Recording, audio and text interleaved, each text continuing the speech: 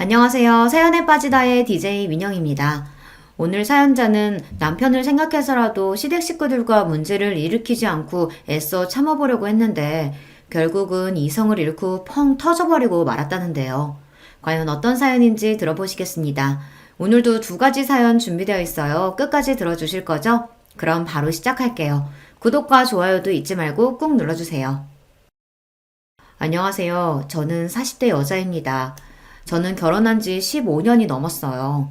주변에서는 결혼한 지 10년이 넘으면 시집살이도 겪을 만큼 겪어서 누가 뭐라고 해도 다 그러려니 한다던데 저는 15년이 지난 지금에도 아직도 시댁 식구들 사이에서 적응을 못하고 있어요. 사실 제가 남편과 결혼한다고 했을 때 시어머니께서 저를 많이 반대했어요. 제 학벌, 직업, 집안 뭐 하나 마음에 드는 게 없다고 하시더라고요. 처음에 시어머니께서 저를 반대하신다는 사실을 알았을 때는 저도 너무 서러웠어요. 저도 나름 집안에서는 귀한 딸이에요. 부모님께서 경제적으로 여유가 있지는 않았어도 어떻게든 제게 부족한 것 없이 해주시려고 평생 노력하시면서 사신 분들이에요. 그런 부모님을 생각해서라도 시부모님이 반대하는 결혼만은 하고 싶지 않았어요. 그래서 남편과 헤어지려고도 했습니다. 그런데 남편과 제 사이가 그렇게 쉽게 헤어질 수 있는 사이가 아니더라고요. 남편이 결혼할 여자가 있다고 시어머니께 이야기를 하고 난 뒤 시어머니께서 저를 따로 찾아오셨어요. 그러고는 저를 보자마자 미간을 구기시며 당장 남편이랑 헤어지라고 하셨죠. 내가 사실 아가씨 조건만 듣고도 이 자리에 절대 나오고 싶지 않았었는데 내 아들놈 하는 짓 보니 웬만해서 쉽게 헤어질 것 같지가 않더라고. 그래서 내가 아예 직접 오늘 나왔어요. 아가씨도 눈치가 없는 게 아니라면 나나 우리 아들 보면 딱 감이 오지 않아? 아가씨 같은 사람이 우리 집안에 어울릴 리가 있냐고. 순간 저는 제가 드라마 속에 들어와 있는 줄 알았습니다. 이러다가 돈봉투도 받고 물세례도 받는 거 아닌가 싶더라고요. 저도 마음 같아서는 뭐 이런 아줌마가 다 있나 싶어 한마디 하고 싶었지만 남편을 생각해서 마음을 가다듬었어요. 어머님 보시기에 제가 석준 씨에 비해서 학벌이나 직업이 많이 부족해 보이시겠지만 제가 이래봬도 외국에서 직장 생활도 하며 쌓은 경험도 많고 외국어도 소질이 있어요. 더군다나 석준 씨랑 만난 지 2년이 넘었는데 한 번도 다툰 적이 없이 잘 맞아요. 저희 한 번만 믿어주시고 교제 허락해주시면 예쁘게 만나는 모습 보여드릴게요. 남편은 저와 많이 다른 사람이긴 했어요. 저는 남들 다 나오는 대학도 못 나온 고졸이거든요. 저는 공부에 영 뜻이 없어서 고등학교를 졸업하자마자 바로 인도네시아로 넘어가 공부를 하며 돈을 벌었습니다. 그러고는 바로 여행사에 들어가 가이드 생활을 오래 했어요. 반면 남편은 명문대를 나와 대학원까지 졸업하고 외국에서 경영자 과정까지 밟은 인재예요. 당시에 남편은 친구들과 사업을 하며 대학에 강의도 나가고 있었습니다. 그뿐만이 아니에요. 남편네 집안은 남편뿐만 아니라 다른 가족들도 모두 다 조건이 좋아요. 시어머니도 명문여대 음대를 졸업하셨고 시아버지는 의대 교수이자 성형외과 의사예요. 남편의 동생들도 의사이거나 교수입니다. 상황이 그렇다 보니 시어머니께서 저를 반대하시는 게 한편으로는 저도 이해가 갔습니다. 저 같아도 아들이 아깝기는 할 것 같았어요. 아가씨가 세상 물정 모르고 참 순진하네. 우리 석준이랑 인도네시아에서 만났다고 하더니만 둘이 무슨 영화라도 찍는 줄 알아? 현실에서는 절대 그런 식으로 결혼하는 거 아니야. 연애할 때야 콩깍지 씌어서 서로 무슨 짓을 해도 안 싸우고 다 좋을지 몰라도 결혼하면 서로 조건이 있고 가정 환경이 다르면 매일 피튀기게 싸우게 돼 있어. 시어머니께서는 저에게 뭘 모른다며 혀까지 끌끌 차며 한심하다는 듯 이야기하셨습니다. 우리 둘째 며느리는 여대 교수에 처가가 다들 교수 출신이고 막내 아들 약혼녀는 곧 교수 임용 앞두고 있어. 예비 처가는 다들 법조인이고. 이 정도만 들어도 우리 집안이 대충 어떤 집안인지를 알겠지? 아가씨는 이름도 들어본 적 없는 여행사 직원에 부모님은 지방 어디에서 시장에서 장사하신다며? 사람이 분수를 알아야지. 아가씨 같은 고졸이 우리 집안에 들어와서 적응이나 할 수 있겠어? 차라리 제게 봉투를 던지거나 물사례를 퍼부었다면 저도 화를 내거나 큰 소리를 칠 수 있었을 텐데 시어머니께서는 차가운 얼굴로 맞는 말만 하시니 저도 할 말이 없더라고요. 그날 시어머니를 만나고 난 뒤 저는 더 생각할 것도 없이 남편에게 바로 헤어지자고 했습니다. 저는 진심이었어요. 남편을 물론 너무나 사랑했지만 시어머니를 만난 순간 제 주제 파악이 바로 됐습니다. 시어머니 말씀이 맞아요. 아무리 서로 좋아야 하는 결혼이지만 그래도 결혼이라는 게 두 집안이 한 가족이 되는 일인데 이 정도로 서로 집안 수준이 차이가 나면 제 아무리 사이좋은 저와 남편이라도 함께 살다 보면 문제가 생길 수밖에 없겠더라고요. 더군다나 결혼도 하기 전에 이미 시어머니께서 저를 저 정도로 마음에 들어하지 않으시는데 제 결혼 생활이 순탄할 리 없으니까요. 그런데 생각지도 못한 복병이 있었습니다. 남편이 저를 놔주지 않았어요. 시어머니께서 아무리 반대하셔도 저와 결혼하겠다고 우겼습니다. 제가 남편에게 헤어지자고 하자마자 남편은 집을 나오겠다고 했어요. 부모님과 연을 아예 끊겠다고요. 자기한테 말한 적 없지만 사실 나도 우리 엄마 지긋지긋해. 매일 사람 조건만 보고 판단하고 자기 수준에 맞지 않는다고 생각하면 함부로 무시하고. 안 그래도 엄마랑 살기 싫어서 집 나오려고 했었는데 도저히 못 참겠어. 나 집에서 나올 테니까 우리 같이 살자.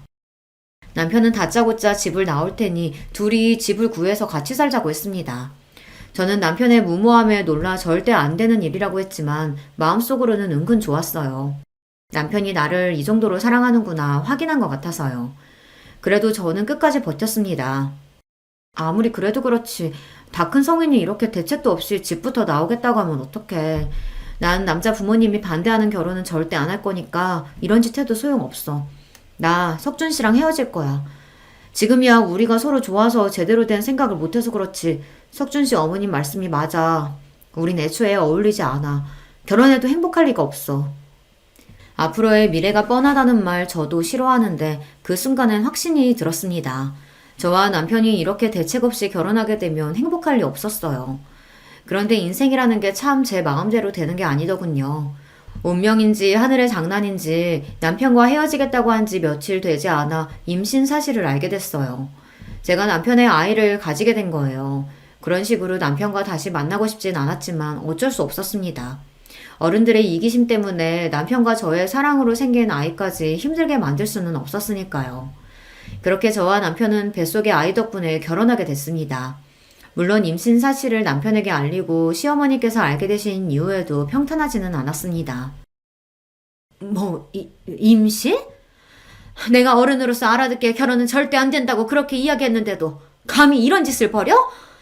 내 앞에서는 순진한 척, 얌진한 척 하더니만 내 아들이랑 결혼하려고 아주 별수를 탔었구나.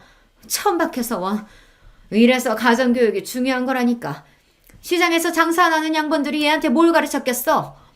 엄마, 무슨 말이 그렇게 해요. 우리가 일을 벌이긴 뭘 벌여요. 이게 다 우리가 운명이라서 생긴 일이니까 더는 내 아내 될 사람 모욕하지 말아요.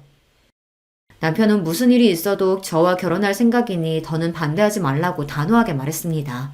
안 그러면 부모님 허락 없이도 저와 따로 결혼하겠다고요. 어머머, 여보, 무슨 말이라도 좀 해봐요. 우리 집안 장남이 말도 안 되는 여자랑 결혼하겠다잖아요. 시어머니는 손을 부들부들 떨며 뒤에 목을 잡으며 시아버지를 애타게 불렀습니다. 저도 그날 시아버지를 처음 뵙는 자리라 많이 긴장했었는데 다행히 시아버지는 예상했던 것과 달리 인자해 보이시더라고요. 당신은 배울 만큼 배웠다는 사람이 남의 집 귀한 딸내미한테 말도 안 되는 여자애가 뭐야? 에휴, 창피해서 뭐. 이름이 지영이라고 했죠? 반가워요. 나는 석준이 아비 되는 사람입니다. 결혼 날짜도 잡기 전에 애부터 가졌으니 지영 양 부모님께서 걱정이 많으시겠네.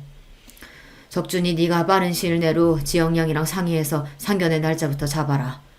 배 나오기 전에 식부터 올려야지. 그래도 하늘이 나를 완전히 미워하시지는 않는구나 라고 생각한 게 시아버지 덕분이었어요. 임신 사실을 알고 처음 뵌 시아버지께서는 저에게 아무런 질문도 없이 그냥 바로 저를 가족으로 받아주셨습니다. 그때의 감동은 말로 표현할 수가 없어요. 물론 시아버지의 말씀에 시어머니는 바로 화를 내시며 상견례는 무슨 상견례냐고 버럭 소리를 지르셨지만 그래도 시아버지의 중재 덕분에 무사히 결혼 허락을 받아 상견례도 하고 식도 올렸습니다. 허락을 받았다는 안도감도 잠시, 결혼과 동시에 제 삶은 180도 달라졌습니다. 시어머니께서 어쩔 수 없이 저를 받아주시긴 하셨지만 여전히 저를 탐탁지 않아 하셨기 때문에 저를 대하는 게 전과 다르지는 않았어요. 시어머니께서는 결혼을 허락해 주시는 대신에 저에게 조건을 거셨습니다. 내가 100번 양보해서 결혼을 허락하긴 했지만 그래도 네가 명색이 우리 집안 맏며느리인데 이대로는 도저히 안 되겠다. 남들 다 나오는 대학도 안 나왔으니 사람들 앞에서 내세울 수가 있어야지. 시골이면 바로 직장부터 그만두고 우리 집에 들어와서 살아. 딱 3년만 우리 집에 살면서 대학도 다니고 나한테 이런저런 살림이라도 좀 배워. 시어머니는 어차피 임신도 했으니 여행사를 그만두고 시댁으로 들어와 신접살림을 시작하라고 하셨습니다. 마침 아이도 태어나고 육아도 해야 하니 같이 살면서 대학도 다니고 집안 살림을 시어머니에게 배우라고요. 겉으로 듣기에는 시어머니께서 저를 굉장히 배려해 주시는 것처럼 말했지만 그건 제가 원하는 게 아니었어요. 이제와 갑자기 대학에 가는 것도 직장을 그만두는 것도 제가 원하는 게 아니니까요. 더군다나 시어머니께서는 저에게 일절 묻지도 않고 본인 마음대로 제 인생을 좌지우지하려고 하시니 기분이 썩 좋지 않더라고요. 어머님이 보시기에는 제가 다니는 직장이 별 볼 일 없어 보일지 모르지만 저한테는 굉장히 중요한 일이에요. 회사에서 가능하다고 하면 아이 낳기 전까지는 일하고 싶어요. 그리고 대학도 제가 워낙 공부에는 뜻이 없어서 가고 싶지 않습니다. 이 나이에 다시 대학에 들어간다는 건 생각해 본 적도 없고요. 저는 애써 조심스럽게 제 생각을 시어머니에게 이야기했습니다. 하지만 제 이야기를 곱게 들어주실 시어머니가 아니었어요. 내가 언제 네 생각 물어봤니? 난 지금까지 살면서 내가 고졸 며느리 보게 될 거라고는 꿈에도 생각해 본 적 한 번도 없어. 이건 네 개인의 문제가 아니라 우리 집안의 문제야. 잔말 말고 내가 시키는 대로 해. 시어머니께서는 제 이야기를 들은 채도 안 하시고 강압적으로 나오셨어요. 정말 한숨만 나오더군요. 그때였어요. 원래 시집살이 시키는 시어머니보다 말리는 시누이가 더 얄밉다고 하더니만 옆에 있던 동서가 굳이 나서서 시어머니 편을 들더군요. 어머 형님, 어머니께서 대학도 보내주고 육아에 살림까지 도와주신다고 집에서 쉬라고 하는데 뭐가 그렇게 생각이 많으세요? 나 같으면 좋아서 바로 그만둘 텐데. 아이고, 우리 둘째 며느리는 대학에 없어서는 안 될 존재인데 절대 그만두면 안 되지. 큰애야, 어차피 몇 년 다녀도 내세울 게 없는 직장인데 괜히 시간 날리면서 다니면 뭐해. 괜히 몇 푼 번다고 애한테 소홀할 게 뻔하지. 내 말대로 대학 다니면서 애 키우는 게 훨씬 나아. 동서까지 있는 자리에서 시어머니는 대놓고 저를 구박하셨어요.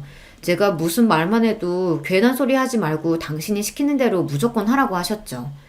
저는 동서 앞에서 자존심이 상하는데도 제가 말해봐야 소용없다는 걸 알다 보니 자꾸만 입을 꾹 다물게 됐어요. 지금 생각하면 제가 바보였어요. 애초에 결혼을 안 했으면 몰랐을까. 어렵게 한 결혼인 만큼 제가 참고 인내하는 수밖에 없다고 생각했습니다. 안 그래도 마음에도 안 드는 며느리가 시부모님과 한 집에 사는데 괜한 문제까지 일으키면 더는 시부모님과 가까워질 수 없을 것 같아서요. 저는 결국 시어머니 말씀대로 결혼과 동시에 일을 그만두고 입시 공부를 다시 시작했어요. 시어머님이 알아봐 주신 학원에 다니며 준비했습니다. 제가 하고 싶어서 하는 공부가 아니어서 그런지 배가 점점 불러오는 몸으로 하기 싫은 공부를 억지로 하니 제 컨디션은 나날이 안 좋아졌습니다. 더군다나 시어머니와 같이 살면서 받는 스트레스가 워낙 많다 보니 식욕도 거의 없었어요. 병원에 갈 때마다 의사는 체중이 잘 늘지 않는다고 걱정하면서 산모가 많이 먹어야 한다고 했습니다. 스트레스도 태아에게 좋지 않다고요. 저도 의사 말대로 스트레스 받지 않고 뱃속에 아이만 생각하고 싶었지만 쉽지 않았습니다.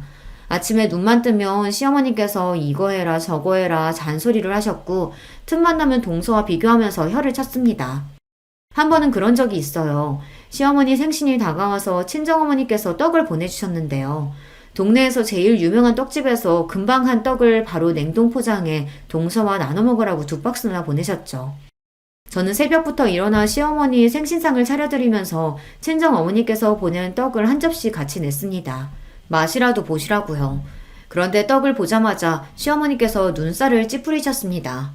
아침부터 밥에 미역국도 버거운데 웬 떡이냐고요. 어머님 평소에 몸매 관리하시느라 아침에 간단히 드시는 건 잘 알지만 그래도 생신 아침인데 미역국은 드셔야죠. 그리고 이 떡은 엄마가 어제 저녁에 퀵으로 보내주셨어요. 친정 근처에서 제일 유명한 떡집에서 맞추신 거예요. 서울 사람들도 여행 가면 줄 서서 사 먹는 데라고 하더라고요. 동선에도 주라고 넉넉히 보내셔서 동선에도 한 박스 주려고요. 시어머니께서 워낙 저에게 친절하지 않으신 분이라는 걸 알기에 저도 매번 실실 웃으며 애교 섞인 목소리로 말한다는 게 쉬운 일은 아니에요. 그래도 시어머니에게 잘하고 싶은 마음에 매일 마음을 다잡고 노력했습니다.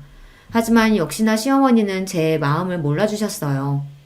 어머, 요즘 세상에 누가 생일날 떡 먹는다고. 역시 크네. 너희 부모님은 지방분들이라 그런지 많이 뒤처지시긴 했다. 어떻게 사돈네에 이런 촌스러운 떡을 보낼 생각을 한다니? 아참, 그리고 행여나 눈치 없이 둘째네 떡 보낼 생각은 하지도 마라. 내 생일이라고 둘째네 사돈네는 강남 신세계에서 명품 스카프까지 사서 보냈는데 거기다 대고 네가 친정에서 보냈다고 떡하니 떡을 보내면 그 집에서 우리 집안에 뭐라고 생각하겠어? 창피하게 괜한 짓 하지 말고 제발 좀 가만히 있어. 저도 동서도 둘 다 같은 며느리인데 우리 시댁에서는 위치가 조금 달랐습니다. 동서는 있는 집 딸이고 저는 시댁에서 장사하는 집안 딸이니 수준이 다르다는 소리를 귀에 딱지가 생기게 들어야만 했죠. 남편과 비교하면서 저를 무시할 때는 애써 참았었는데 동서랑 비교하면서 저희 친정 부모님까지 무시하시니 서럽기까지 하더군요. 그날 오후 저는 학원에 가는 길에 쓰러졌어요. 시어머니 생신상 차린다고 며칠 전부터 장보고 음식하느라 무리했더니 몸이 많이 견디질 못했나 보더라고요. 저는 바로 응급실로 옮겨졌고 하마터면 큰일을 치를 뻔했습니다. 병원에서는 유산기가 있다며 무조건 안정을 취해야 한다고 했어요. 저도 그러려고 했던 일은 아니지만 본의 아니게 그 일이 집안에 분란을 만들었습니다. 남편이랑 시아버지께서 난리가 났거든요. 이게 다 엄마 때문이에요. 임신한 사람한테 갑자기 대학을 가라고 우겨가지고 이런 사달이 난 거잖아요. 큰일이라도 났으면 어쩔 뻔했어요. 뭐야? 네 마누라가 몸이 약해 빠져서 비실비실한 걸 가지고 어디 엄마 탓으로 몰아가? 첫째, 네가 말해봐라. 내가 억지로 대학 가라고 시켜서 힘들어서 쓰러진 거니? 어머니, 제가 요즘 이래저래 몸도 힘들고 피곤해서 그랬나 봐요. 걱정 끼쳐서 죄송해요. 결혼하고 시댁에 같이 살면서 남편과 시어머니의 사이가 전보다 더 안 좋아졌습니다. 아무래도 남편이 출근한 사이 저와 시어머니 둘만 집에 있다 보니 남편이 걱정을 많이 했어요. 시어머니가 임신한 저에게 시집살이를 시키는 거 아닌가 해서요. 그러다 보니 남편은 사소한 일에도 일일이 예민해져서 시어머니 앞에서 제 편을 들었습니다. 그럴수록 저는 더 힘들었습니다. 저는 나름 시어머니의 비율을 맞춰가며 잘 지내보려고 노력하는데 남편은 자꾸만 시어머니를 감시하듯 보니 시어머니는 점점 더 저를 미워하시는 것 같았죠. 중간에서 제가 어떻게 해야 할지 몰라 곤욕스러울 때가 많았습니다. 대학에 가겠다고 제가 학원 다니는 걸 남편은 안 그래도 마음에 들어하지 않았었는데요. 그런 일까지 터졌으니 남편은 참지 못하고 어머니께 소리부터 지른 거죠. 평생 엄마가 마음대로 우리 휘두르려고 하는 거 100번 1000번 양보해서 자식이니까 그럴 수 있다 참았어요. 근데 이 사람은 엄마 자식이 아니잖아요. 나가서는 세상 고상한 척 다 하시면서 며느리한테는 왜 그러시는 거예요? 요즘 세상에 시어머니가 남의 자식 데리고 살면서 그렇게 괴롭히면 남들이 욕해요. 김석준, 너 아무리 화가 나도 그렇지. 이 녀석 누가 감히 엄마 앞에서 그런 소리를 해? 며느리가 왜 남의 자식이야? 너랑 결혼했으면 우리 자식이지. 남편과 시어머니가 큰 소리를 내며 싸우는 사이 퇴근하고 돌아오신 시아버지께서 상황을 보고 남편을 나무라셨습니다. 김 교수 말이 그네가 워낙 몸이 약한데 무리해서 뱃속에 아이가 크는 속도가 더디다고 하더라. 공부도 좋지만 지금은 산모랑 아이가 제일 중요할 때니 애 낳을 때까지는 공부고 뭐고 집에서 좀 쉬어. 당신도 본인 욕심 채우자고 며느리 힘들게 하지 말고 그냥 좀 놔둬. 임신했을 때부터 시아버지께서 잘 아시는 교수님에게 진찰을 받았기 때문에 누구보다 제 상태에 대해 시아버지께서 가장 잘 알고 계셨어요. 그러다 보니 시아버지께서는 저를 볼 때마다 노심초사하셨습니다. 안 그래도 제가 허약한 체질이라 임신했을 때부터 걱정이 많았었는데 쓰러졌다고까지 하니 앞으로 출산 때까지는 아무것도 하지 말고 꼼짝도 하지 말라고 하셨습니다. 그런 상황을 시아버지께서 달가워하실 리 없었습니다. 아이고, 누가 보면 내가 며느리 하나 잡는 줄 알겠네. 첫째 너는 좋겠다. 남편의 시아버지까지 다들 네 편만 들어서? 가족끼리 편이 어딨다고 네 편 내 편 소리하고 있어. 당신 자꾸 가족끼리 편가르기 하고 그럴 거야? 아, 나도 몰라. 나도 이제 남편이고 아들이고 다 필요 없어. 내가 뭘 어쨌다고 다 내 잘못이래? 시어머니는 시아버지와 남편이 모두 상황도 모르고 다 제 편을 든다며 억울하다고 투덜거리며 방으로 들어가 버렸어요. 그러고는 아예 방에서 나오지 않으셨습니다. 그런데 시어머니 생신 바로 다음날 동서가 집에 찾아왔더라고요. 시어머니 생신 때 못 왔다고 비싼 호텔 케이크를 사서 말이죠. 어머니, 제가 어제 왔어야 했는데 요즘 시험 기간이라 일이 너무 많은 거 있죠? 하루 늦었지만 우리 케이크 같이 먹어요. 어머니 신라호텔 케이크 좋아하시잖아요. 아이고, 사돈이 스카프도 보내주고 둘째 네가 용돈도 보냈으면서 뭐하러 오늘까지 왔어. 근데 나처럼 며느리 시집살이 시키고 구박하는 시어머니가 이렇게 좋은 케이크 먹을 자격이 있나 모르겠다.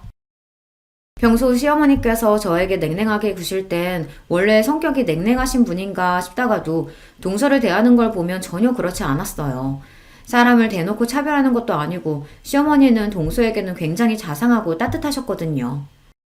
어머, 어머님 그게 무슨 말씀이세요? 어머님이 무슨 며느리한테 시집살이를 시킨다고요? 도대체 누가 그런 말도 안 되는 소리래요?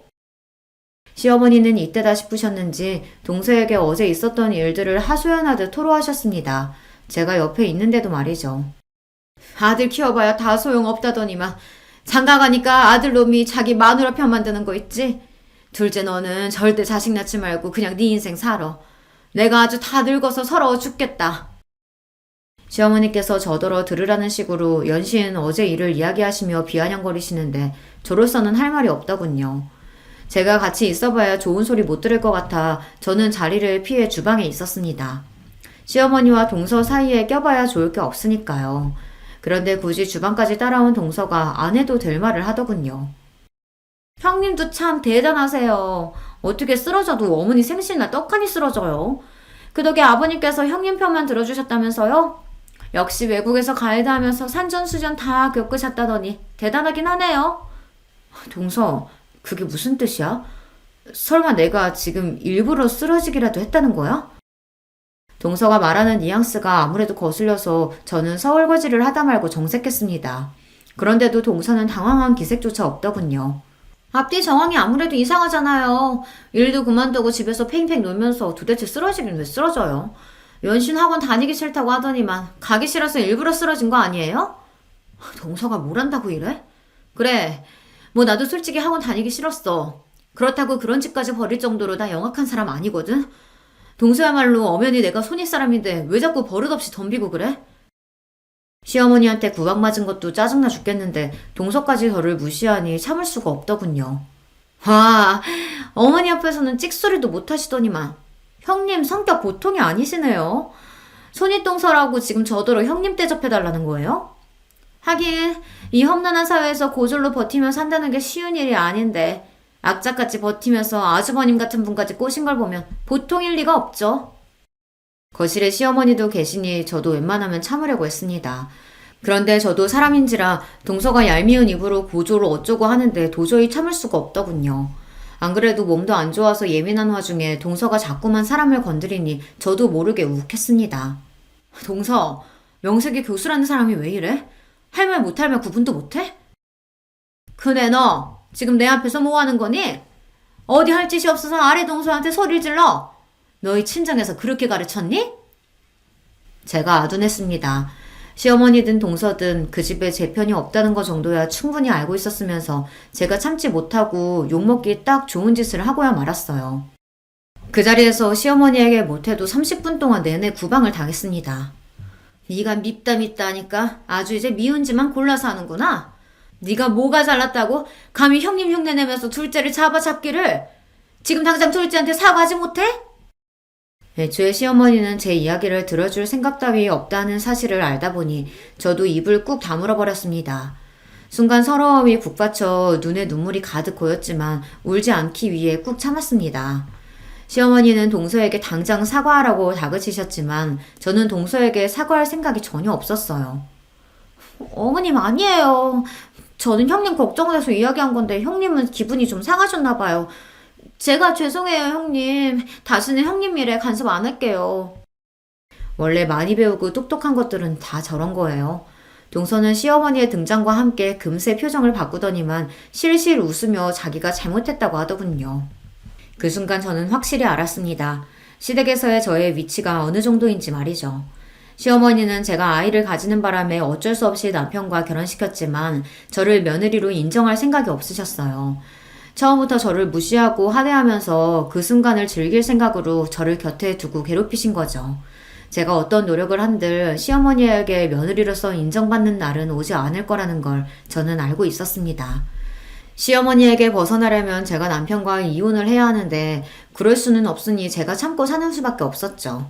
그렇게 생각을 정리하고 나니 저도 감정이 무뎌지고 그 상황에 익숙해졌습니다. 시어머니와 동서의 무시에 한 번씩 욱할 때가 있긴 했지만 남편과 아들만 생각하면서 우리 세 식구 행복하게 사는 데에만 집중하기로 했어요. 그렇게 시간이 흘러 저와 남편은 시댁에서 분가에 나왔고 아들도 많이 자라 학교에 들어갔습니다. 시댁에서 나올 때까지도 시어머니와의 사이는 여전했어요. 아이를 낳고 키우는 과정에서도 시어머니와 이런저런 문제가 많았지만 그 정도는 저에게 이제 문제도 아니었습니다. 진짜 문제는 시어머니의 그런 태도 때문에 동서들까지도 저를 무시했다는 겁니다. 동서가 하나만 있을 때는 그래도 시어머니가 저를 무시하고 구박하면 훈수를 두는 정도였는데 막내 동서가 들어오고 나서는 막내 동서까지 쿵짝이 맞아 사람을 바보로 만들었다는 겁니다. 동서 둘 다 대학 교수예요. 그러다 보니 둘이 아주 가깝게 지냈습니다. 제가 아들을 낳고 집에서 시어머니에게 시집살이를 당하며 사는 동안 동서들은 아이도 안 낳고 열심히 일하며 시어머니에게 예쁨까지 받았어요. 동서들보다 제가 부족한 걸 알면서도 저보다 잘난 동서들을 볼 때마다 자격지심이 생겼어요. 저보다 공부도 많이 하고 집안도 좋은 동서들이 제 앞에서 대학 때 이야기를 하거나 교수로 있는 대학에서 있었던 이야기를 하면 괜히 저를 무시해서 저런 소리를 하는 건가 싶더라고요. 그런 기분이 들 때마다 저는 입을 꾹 다물어 버리고 자리를 피해버렸습니다. 제가 도망치듯 방을 나오면 방 안에서 동서들의 웃음소리가 들리는데 그것마저 저를 괜히 비웃는 건 아닌가 싶었죠. 그러던 어느 날이었습니다. 시댁에 일이 좀 있었어요. 시어머니께서 갑자기 쓰러지셔서 병원에 입원하게 됐습니다. 기립성 저혈압이라 순간 정신을 잃으신 거라고 하더라고요. 다행히 큰 병은 아니었지만 평소 건강하셨던 시어머니께서 갑자기 쓰러지셨으니 가족들이 많이 놀랐어요. 특히 저희 남편이 많이 힘들어했어요. 저와 결혼하면서 남편과 시어머니 사이가 많이 안 좋아지기도 했고 저와 시어머니 사이에 일이 있을 때마다 남편이 나서서 제 편을 드느라 종종 다투는 일도 있었으니 아들로서 더 죄송스럽고 힘든가 보더라고요. 남편이 힘들어하는 모습을 곁에서 보니 저도 괜히 더 남편에게 미안하고 시어머니에게 죄송한 마음이 들었습니다. 저도 티를 내지는 않았지만 그동안 알게 모르게 시어머니를 미워하는 마음도 있었으니까요. 막상 시어머니께서 아파서 힘들어하는 모습을 보니 저도 마음이 아프고 힘들었습니다. 그래서 마음을 다잡고 시어머니를 챙겼어요. 퇴원하시는 시어머니를 댁에 모셔다 드리고 그 다음날부터 드실 반찬이랑 간식거리들을 아침마다 가져다 드렸어요. 평소 어머님께서 하시는 음식만큼은 아니지만 그래도 제가 어머님 반이라도 흉내내보려고 노력했으니 한번 드셔보세요. 시어머니께서 워낙 음식 솜씨가 좋으세요. 거기다가 성격도 꼼꼼하셔서 살림도 너무 잘하시죠. 그러다 보니 다른 사람이 하는 음식이나 살림은 못 믿어하세요. 그래서 저도 시어머니와 같이 사는 동안 제가 힘든 부분이 많았지만 막상 분가에 나와서 제가 직접 살림을 해보니 시어머니께 배운 게 많이 도움이 되더라고요. 음식도 마찬가지고요. 어머니께서 당분간은 좀 쉬셔야 할 것 같아 저 나름대로 시어머니 음식 솜씨를 흉내내서 차렸습니다. 준비하면서도 시어머니께서 마음에 안 들어 하실 거라는 걸 알았지만 그래도 시어머니를 걱정하는 제 마음만은 표현하고 싶었어요. 어머, 이거 정말 다 안 사고 큰애 네가 한 거니? 그거 어디 유명한 식당에서 사온 것 같다. 시어머니에게 처음 받는 칭찬이었습니다. 빈말이라고는 안 하시는 시어머니께서 너무 맛있다고 밥 한 공기를 다 비우시더라고요. 더 믿을 수 없었던 건 동서들이 유명한 셰프가 운영하는 식당에서 사왔다는 음식이랑 디저트도 마다하고 제가 해온 음식만 드셨다는 겁니다. 안 그래도 입이 깔깔하니 입맛이 없었는데 오랜만에 너무 잘 먹었다. 아무리 제가 잘하려고 노력해도 동서들만 예뻐하셨는데 시어머니께서 무슨 일인가 싶었습니다. 그런데 나중에 남편에게 들었는데 시어머니께서 병원에 입원하셨을 때 제가 왔다 갔다 하며 어머님 목욕도 시켜드리고 식사 때마다 와서 챙겨드린 게 아무래도 좋으셨던 것 같다고 하더라고요. 자식이라고 아들 셋에 며느리도 셋이나 있는데 저만 병원에 와서 챙겼다고요. 그 이야기를 듣는데 괜히 마음이 다 뭉클했습니다. 시어머니께서 이제라도 제 마음을 알아주는 것 같았거든요. 그런데 그런 이야기를 듣고 가만히 있을 동서들이 아니었죠. 형님도 참 대단해요. 지난 10년 동안 어머님께 구박이라는 구박은 다 당하면서 사셨으면서 반찬까지 싸다 바치고 싶으세요? 그러게요. 저 같으면 대학 못 나왔다고 무시하고 사돈네 못 산다고 그렇게 대놓고 무시하면 미워서라도 아프든지 말든지 신경도 안 쓸 것 같은데. 형님은 참 배일도 없으시네요. 동서들 말이 듣기 좋지는 않았지만 틀린 말도 아니었습니다. 동서들도 알아요. 그동안 시어머니께서 저에게 어떻게 했는지 말이죠. 시어머니는 동서들 있는 앞에서도 툭하면 제가 고졸이라 마음에 안 든다는 둥, 돈 없으면 저렇게 자식이 대학도 못 가고 고생만 하는 거라는 둥, 그런 식의 막말을 했거든요. 그럴 때마다 저도 시어머니가 믿고 원망스러웠지만 시간이 많이 지났고 저도 이제는 자식까지 키우는 어른이니 너그러운 마음으로 살기로 했습니다. 얼마 뒤 시아버지 생신이라 식구들이 모두 다 시댁에 모였어요. 시아버지 병원 직원들도 많이 온다고 해서 저는 일찍부터 시댁에 가서 음식 준비하느라 여념이 없었습니다. 시어머니께서 음식할 사람이 부족하다고 저더러 일찍 오라고 하셨거든요. 손님들 온다고 괜히 불편한 옷 입고 꾸미고 올 생각하지 말고 아침에 일어나면 세수만 하고 일찍 와라. 내일 손님 많아서 음식할 사람 부족해. 집에서 노는 사람이라고는 너랑 나 둘뿐인데 둘이 나서서 해야지. 시아버지 생신은 매년 집안의 큰 행사예요. 시아버지 병원 직원들부터 대학 동기 친구분들까지 30명은 좋게 오시거든요. 그렇다 보니 시어머니께서 아무리 몸이 좋지 않아도 이날만큼은 쉬실 수가 없었습니다. 엄마, 윤희 엄마가 놀기는 왜 놀아? 이 사람도 바쁜데 힘들게 왜 일찍부터 오라고 해요? 출장 뷔페 부른 거 아니었어? 시어머니와 제가 통화하는 소리를 들은 남편이 재빠르게 제 핸드폰을 뺏어봤더니 시어머니에게 따지듯 말했습니다. 아이고 이 팔불출 또 시작이다. 엄마 혼자 준비하려면 힘든데 맏며느리가 시아버지 생신에 좀 일찍 와서 음식 좀 하면 안 되냐? 역시나 남편의 한마디에 시어머니는 큰 소리를 치셨어요. 네, 어머님. 이 사람이 또 괴한 소리를 했어요. 제가 알아서 일찍 준비해서 갈게요. 걱정하지 마세요.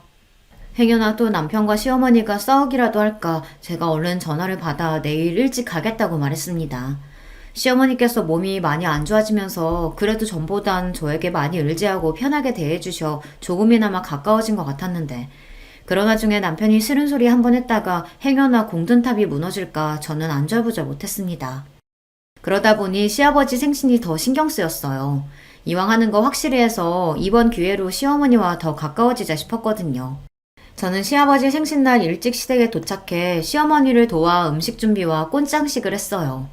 시어머니께서 워낙 꼼꼼한 성격이시라 출장 뷔페를 불렀다고 해도 시아버지께서 좋아하시는 음식들은 무조건 본인이 준비하셨거든요. 한참 음식 준비로 바쁘다 보니 시간 가는 줄 몰랐는데 역시나 동서들은 느즈막히 와서는 일이 바빠네 어째네 하면서 자기들끼리 죽는 소리를 해댔어요. 마음 같아서는 듣기 싫어서 조용히 하고 빨리 일이나 거들라고 하고 싶었지만 제가 어디 이 집안에서 그런 소리나 할 수 있는 사람인가요? 저나 조용히 하고 일이나 해야 했죠. 그러던 중 일이 좀 있었습니다. 시아버지 친구분이 몇 분 오셨는데 동서들도 아시는 분들인지 나서서 호들갑을 떨며 자리에 앉더라고요. 가는 길에 음식이라도 몇 가지 상에 가지고 가면 좋으련만 동서들은 손 하나 까딱 안 하고 자기들 좋아하는 맥주만 쏙 들고 가버렸어요. 얄밉지만 어쩌겠어요. 제가 말해도 동서들이 들을 리 없으니 혼자 다 해야 했죠. 잠시 뒤 시아버지 병원 직원 몇 분이 밖에서 동서들에게 하는 소리가 들렸는데 그게 기가 막혔습니다. 저희 오늘 너무 바빠서 밥도 못 먹고 이래서 그런데 음식 좀 먼저 가져다 먹어도 돼요? 어머, 그럼요. 주방 안에 들어가면 일하는 아줌마 있으니까 그분한테 좀 상 좀 차려달라고 하세요. 저에게 들리는지 안 들리는지 알고 그러는 줄은 모르겠지만 막내 동서는 뻔히 주방에 저 혼자 있는 걸 알면서도 직원들에게 일하는 아줌마한테 달라고 하라는 소리를 하더군요. 그러면서 동서랑 둘이 시시덕거리는데 기분이 확 상했습니다. 아무리 자기들이 나를 무시해도 그렇지 사람을 뒤에 두고 저런 짓을 하나 싶어서요. 저는 듣다 기분이 상해 먼저 음식을 들고 나갔습니다. 그리고는 주방 앞에 있던 병원 직원에게 인사를 하고 쟁반은 막내 동서에게 던졌어요. 동서는 직원분들 배고프시다는데 왜 그렇게 멍하니 서 있어? 빨리 이거 좀 가져다 드려. 사람들 앞에서 저를 무시하려고 한 게 기분이 상해 저도 유치하지만 복수했어요. 같은 며느리인데 하루 종일 저만 일하고 자기들은 꼿꼿하게 서서 잘난 척만 하는 게 재수가 없어서요. 제가 그렇게 나올 줄은 몰랐는지 동서들 얼굴이 새빨개지더군요. 뻔하죠. 제가 감히 자기들한테 일을 시킬 줄은 몰랐던 거예요. 저도 이제 될 대로 되라였습니다. 동서들이라고 둘이 붙어서 사람을 매번 바보로 만드는데 저라고 매번 참아줄 필요는 없으니까요. 어머, 안녕하세요. 저번에 병원에서 뵀는데 원장님 첫째 며느님이시죠? 그때 해다 주신 쿠키 너무 잘 먹었어요. 솜씨가 진짜 좋으시더라고요. 아니에요. 동서 뭐해? 빨리 가져다 드려. 동서들은 병원 사람들이 당연히 저를 모를 거라 생각하고 일하는 사람으로 속여 놀릴 생각이었겠지만 사실 저도 시아버지 병원에 자주 왔다 갔다 해서 웬만한 직원들은 얼굴을 다 알아요. 병원 직원들이 저를 알아보고 이야기를 나누자 동서들은 입술을 삐죽거리더니 일그러진 얼굴로 쟁반을 들고 나갔죠. 그 모습을 보는데 저도 은근 속이 시원하더라고요.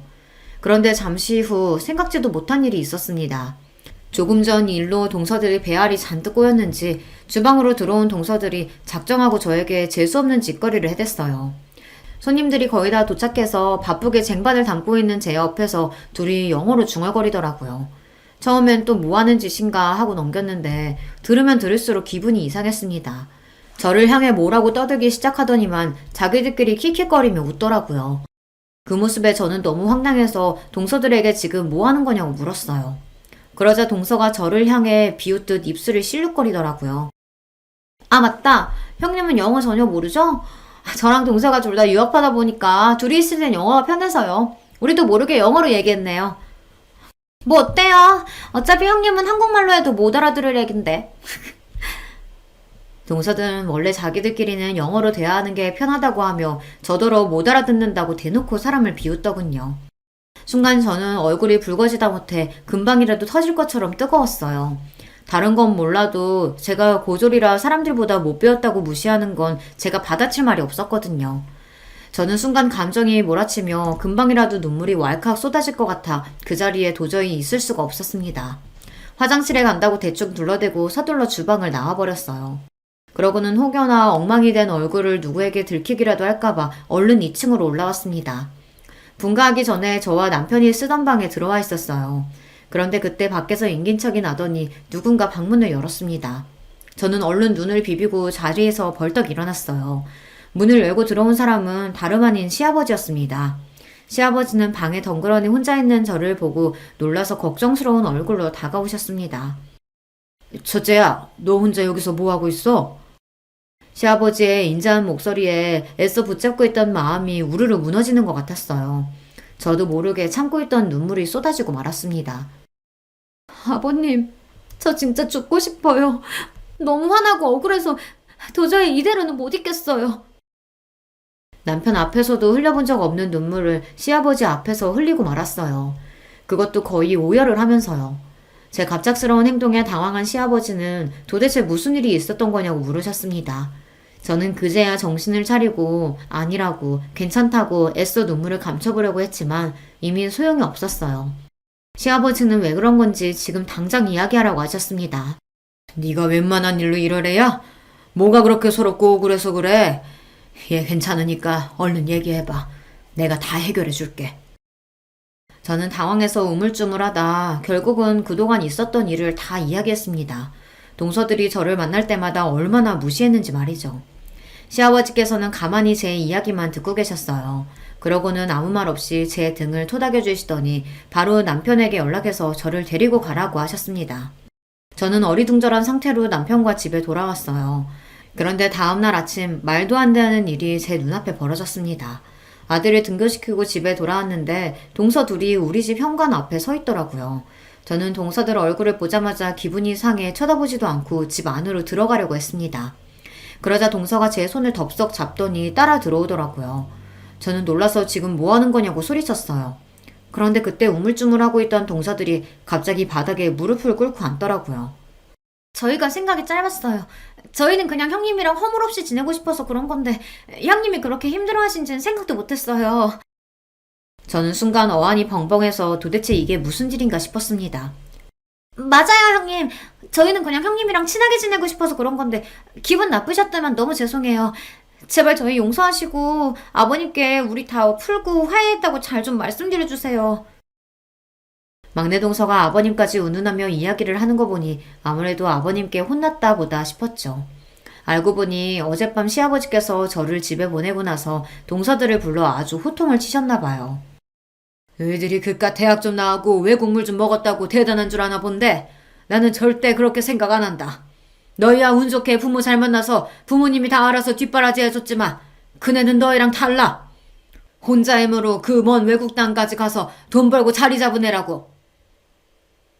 그뿐만이 아니었어요.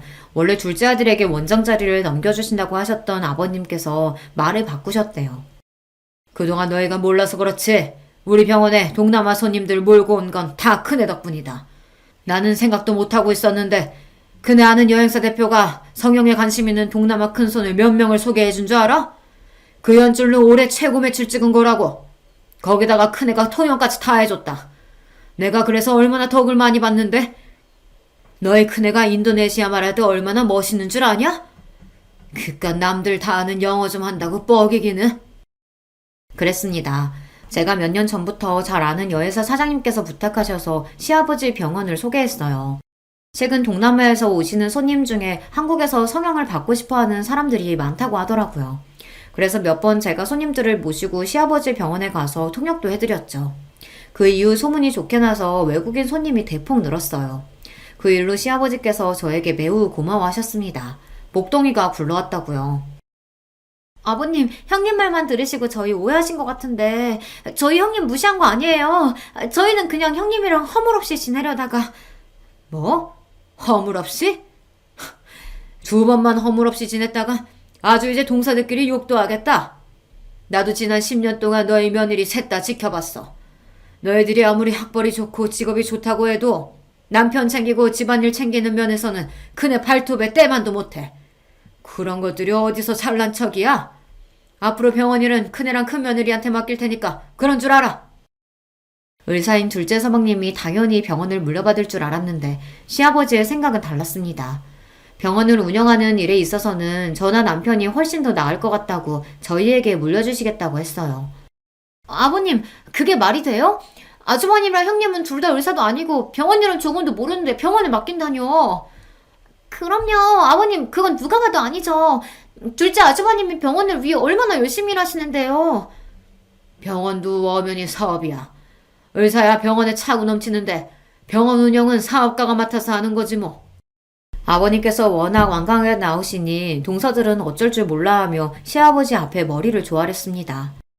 아버님, 제가 잘못했어요. 다시는 형님한테 그런 짓 안 하고 잘할게요. 어머님도 준혁씨 성격 잘 아시잖아요. 저 때문에 병원장 자리에 아주버님한테 넘어갔다고 하면 저랑 안 산다고 난리칠 거예요. 이건 나한테 얘기한다고 될 일이 아니다. 당장 그네한테 가서 사과하고 잘못했다고 빌어. 그네 마음 풀려야 나도 너희 얼굴 볼 거다. 동서들이 자기들 발로 찾아와 사과할 리가 없는데 웬일인가 했더니만 역시나 시아버지께서 술을 쓰셨더군요. 둘째 서방님이랑 동서가 목매는 병원을 가지고 이야기하셨으니 동서가 똥줄이 탔을 거예요. 막내 동서야 지금까지 작은 동서 옆에 찰싹 붙어 줄로 섰다가 뭔가 시아버지의 마음이 제게 돌아선 것 같으니 다급했던 거고요. 지금까지 내내 저를 하대하며 무시하던 인간들이 한순간에 머리를 조아리고 제 앞에 무릎을 꿇은 모습을 보니 기가 막히면서도 저도 모르게 웃음이 튀어나오더군요. 그 자리에서는 동서들 눈도 마주치지 않고 저는 집으로 들어와 버렸어요. 동서들이 지금까지 저에게 저지른 일들이 있는데 무릎 한번 꿇었다고 이렇게 쉽게 용서해 줄 수가 없었습니다. 그날 이후에도 동서들은 안 하던 짓을 했어요. 저에게 어울릴 것 같다며 스카프며 가방을 사들고 와서는 살살 꼬리를 흔들며 여우짓을 했습니다. 이거 요즘 제일 핫한 브랜드인 거 아시죠? 백화점에서 딱 본 순간 형님한테 딱이겠다 싶어서 제가 바로 결제해달라고 했어요. 잘했죠? 형님한테 너무 잘 어울리겠다. 형님, 이제 마음 좀 푸시고 작은 형님 사과 좀 받아주세요. 그래요, 형님.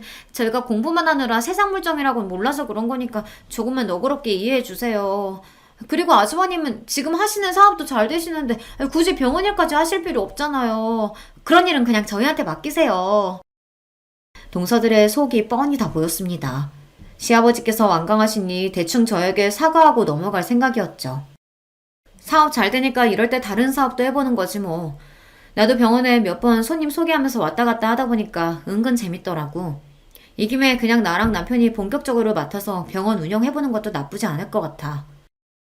제 말에 눈이 동그래져서 동공이 마구 흔들리는데도 동서는 애써 표정을 가다듬으며 실실 웃었습니다.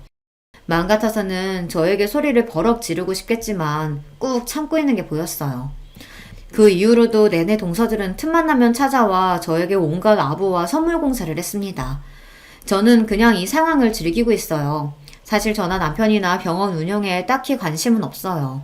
남편도 작은 서방님이 맡으시는 게 당연하다고 생각하고 있습니다. 하지만 동서들이 워낙 저에게 했던 짓이 괘씸해서 당분간은 즐기기로 했습니다. 이 기회에 동서들 버릇을 똑똑히 고쳐주려고요. 제가 잘하고 있는 거 맞겠죠? 여러분께서 저에게 잘하고 있다고, 조금만 더 동서들에게 복수하면서 즐겨도 된다고 응원하는 글 많이 댓글로 남겨주시면 저에게 큰 힘이 될 것 같습니다. 두서없이 써내려간 제 이야기 끝까지 들어주셔서 감사합니다. 여러분의 가정에는 언제나 화목한 일만 가득하시길 바랄게요. 반갑습니다. 저는 경기도에 살고 있는 30대 중반의 여자입니다. 제가 워낙 말솜씨가 없는 편인지라 재밌게 이야기하는 법을 모르는데요. 사연을 보내는 건 써두고 몇 번이나 고쳐 적을 수 있으니 용기가 생겨서 이렇게 한번 도전해보게 되었습니다. 이 이야기는 몇 달 전 저에게 있었던 웃지 못할, 그러나 생각하면 어이없이 웃음이 나오는 일인데요. 여러분께 한번 들려드리도록 하겠습니다. 전 지금 여성 속옷 사업을 하고 있어요. 규모는 정확히 말할 수 없지만 그래도 이름을 말하면 업계 쪽에선 꽤 알아주는 정도죠. 매출이 얼마인지, 제 연봉이 얼마인지, 자산을 얼마 정도 가졌는지는 우리 신랑도 몰라요. 제가 말한 적이 없거든요. 돈 얘기는 가족끼리여도 선을 그어두는 게 제 철칙이거든요. 통장을 오픈하지는 않아도 상대가 금전적으로 여유로운지 아닌지는 충분히 알 수 있으니까요. 그 정도면 됐다고 생각해요. 이런 철칙을 세운 건 별다른 큰 이유가 있어서 그런 게 아닙니다. 다만 결혼한 부부도 남이 될 수 있고 돈 문제가 걸리면 사소한 다툼도 크게 번질 수 있다는 걸 아니까 사전에 대비하는 거라고 보면 되겠네요. 부부 사이에 계산적으로 굴게 되는 것도 싫고요. 다행히 남편도 이런 제 생각을 이해해줘서 여태껏 서로의 자산에 대해선 터치하지 않았습니다. 저는 지금 15명의 직원을 두었고 그들의 월급을 넉넉히 챙겨주고도 제가 충분히 가져갈 만큼 안정적인 상황이에요. 무슨 일이든 10년 이상 버티면 프로라고 하던데 저는 이렇게 되기까지 대략 15년의 세월이 걸렸으니 그 말보다 더 긴 시간을 보낸 후에야 꿈을 이뤘네요. 하루는 길게 느껴지는데 15년은 왜 이리 빠르게 느껴지는지 새삼 제가 견디고 이겨내온 세월이 대단하게 보입니다. 이럴 때면 저 스스로한테라도 잘했다고, 그동안 잘 버텨왔다고 다독여주고 싶어요. 장하다, 대견하다, 기특하다 이런 말을 내뱉을 수 있기까지 저는 그간 많은 시행착오와 고난을 지나쳐야만 했습니다. 저는 편부모 가정에서 자랐어요. 부모님이 이혼하시기 전에는 그리 풍족한 편은 아니었어도 평범한 집이었는데요. 아빠가 보증을 잘못 선 이후부터 가세가 급격히 기울기 시작했어요. 그 어마어마한 빚을 해결하지 못한 엄마는 결국 가족 모두가 거리로 내려앉기 전 이혼을 선택했어요. 이미 고등학교에 들어간 언니는 아빠에게 갔고 그보다 어렸던 저는 엄마에게로 가게 됐어요. 언니랑은 그래도 제가 고등학교에 들어갈 때까지 꼬박꼬박 연락을 했었는데 아빠 빚을 갚으려고 학교를 자퇴하고서 일을 시작한다더니 그 이후로 연락이 끊겨버렸습니다. 번호를 알아내려고 해도 방법이 없었고 문자로 알려줬던 주소를 찾아가 보니 이미 또 한 번 이사를 간 후더라고요. 그렇게 40살이 가까워진 지금까지 언니를 만날 수 없었죠. 밖에서 일 한번 해본 적 없던 엄마는 저를 키우기 위해 설거지 일을 시작하셨어요. 매일 아침 7시부터 저녁 8시까지 설거지만 주구장창 해야 하는 허리 한번 피기 힘든 고역이었죠. 엄마는 일을 갔다 오면 걸레로 방을 쓱 한번 훔치고 따뜻한 밥상을 내어주셨어요. 그리고 당신은 소화가 잘 안 된다며 찬밥에 물을 말아 후루룩 드셨죠. 그런 엄마를 보면서 정말 속상했어요. 허리가 아픈지 엄마는 밤새 잠을 뒤척였고 그럼 저는 또 이불 속에 숨어 내내 울었습니다. 그럴 때면 언니가 너무 보고 싶었어요. 언니가 있었다면 엄마가 덜 힘들었을까. 언니가 있었다면 우리 셋이 손을 잡고 잘 수 있으니까 금방 꿈나라로 갈 수 있지 않았을까. 매일 언니가 곁에 있는 상상을 하며 잠들었던 것 같아요. 나이가 들고 성인이 되면서 이 모든 불행은 결국 돈 때문이라는 걸 알았습니다.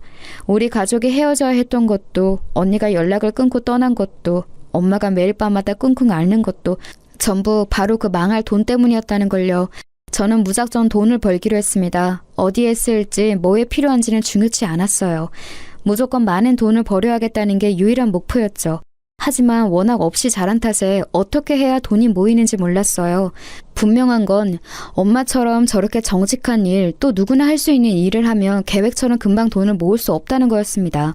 그래서 떠오른 게 사업이었어요. 누군가의 밑에서가 아니라 제가 대표가 되는 길이 가장 위험하면서도 힘들지만 그만큼 빠르고 확신한 길이라고 생각했거든요.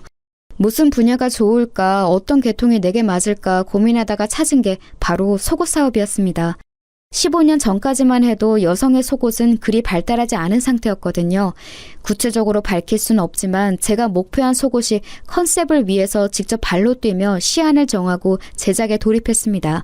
많이 실패하기도 하고 예상한 만큼 성과가 나오지 않아 멈추고 다시 시작하고 멈추고 다시 시작하기는 몇 번째. 제 나이 20대 중반이 되고 새롭게 도전한 디자인 제품이 출시된 이후 제게도 조금씩 단골 손님이 생기기 시작했어요. 그때 처음으로 어쩌면 이 일이 가능하겠다. 나 이 일로 밥 벌어 먹고 살 수 있겠다라는 희망이 보였죠. 그 전까지는 영락없이 쫄딱 망하는 게 아닌가 싶었거든요. 돈이 벌리니까 이 일이 더 재밌어졌고 더욱 많은 돈을 만지고 싶은 욕심이 생겼어요. 이상하게도 돈이 벌리지 않을 때보다 더 열심히 일하게 된 거예요. 그렇게 점차 성과가 나타나기 시작한 이후 크게 유명해지거나 판매 수익이 한때 확 높아지진 않아도 매출폭은 천천히 그렇지만 분명하게 커지고 있었어요. 그것만 믿고 지금까지 버텨온 게 15년이 된 겁니다. 이렇게 보니 시행착오를 겪긴 했지만 그래도 확신을 가진 덕분에 엄청 고단했던 길은 아니었던 것 같네요. 마음의 안정이 있는 것만으로도 육체적 힘듦은 어느 정도 극복할 수 있으니까요. 한때 무작정 돈을 많이 버는 게 목표였는데 그래도 어느 정도는 이룬 것 같아요.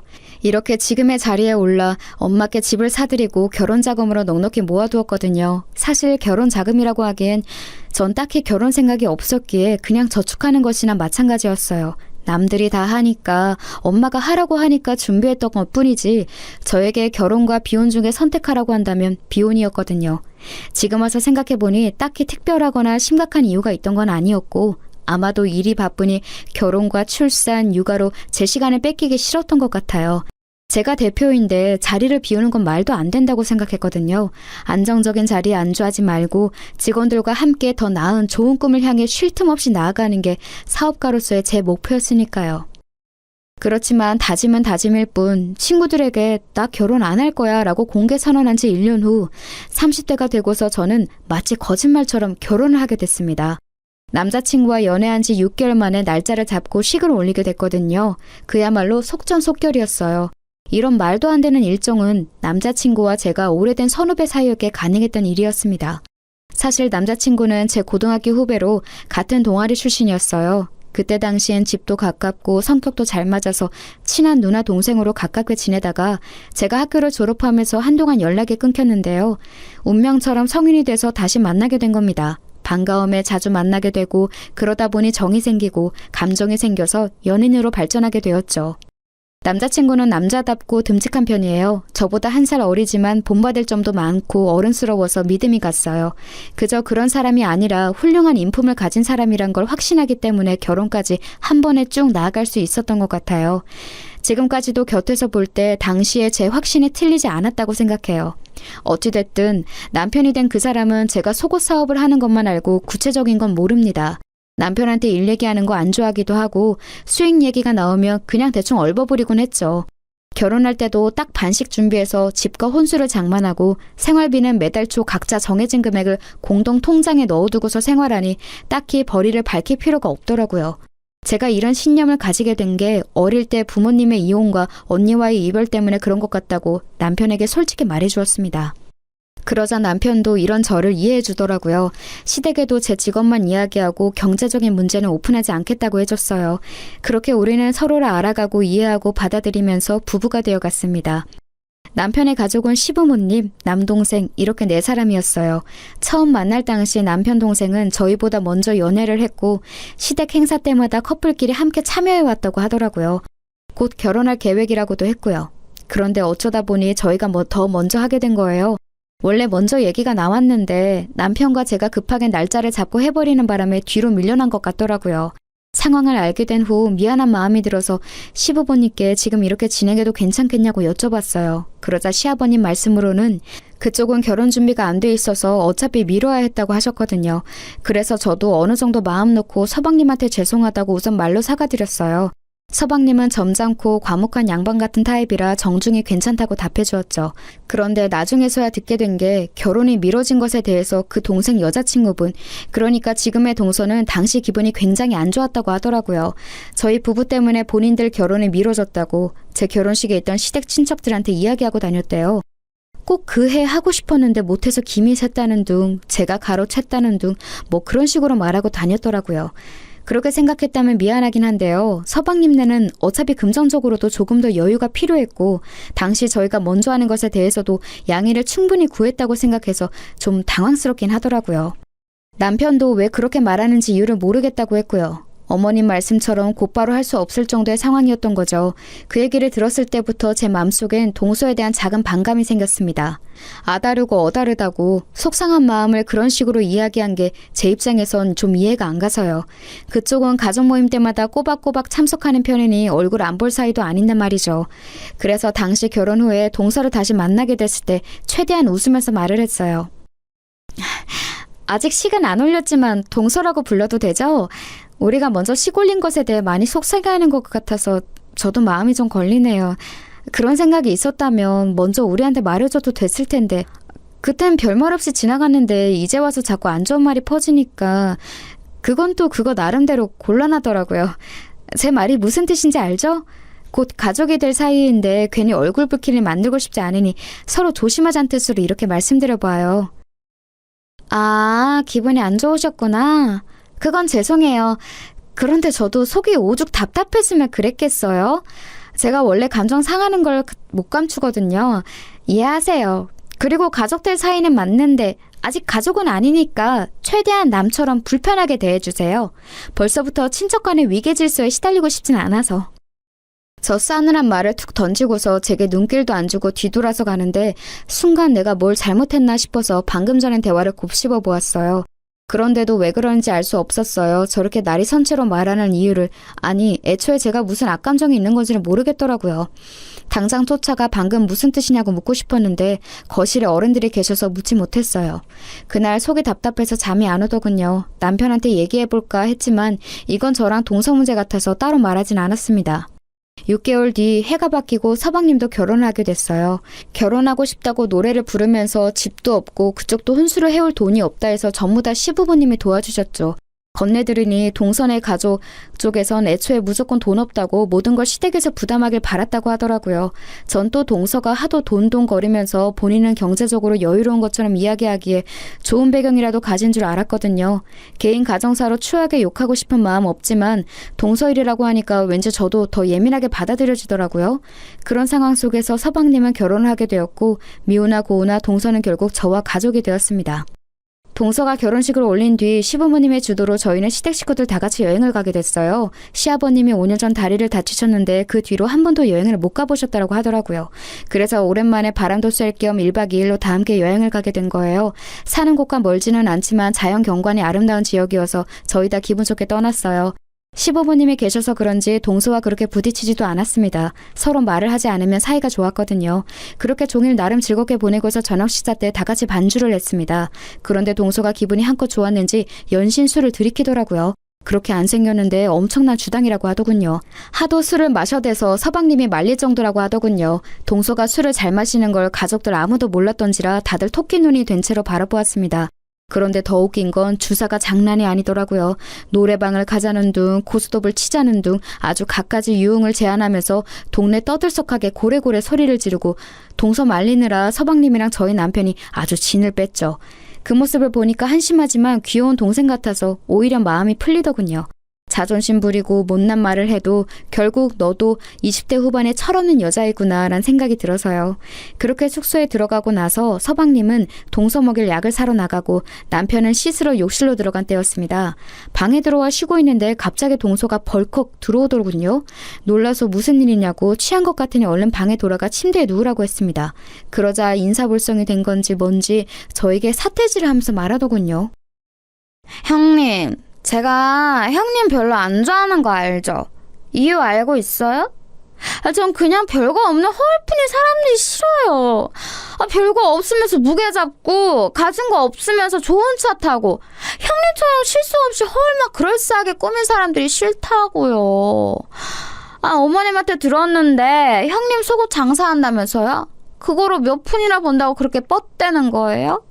형님 일이 시장 나가서 내복 파는 거랑 뭐가 다른데요? 그런 주제에 자꾸 어린 척 가르치려 하고 있는 척하고 그 꼴 저는 보기 싫다고요.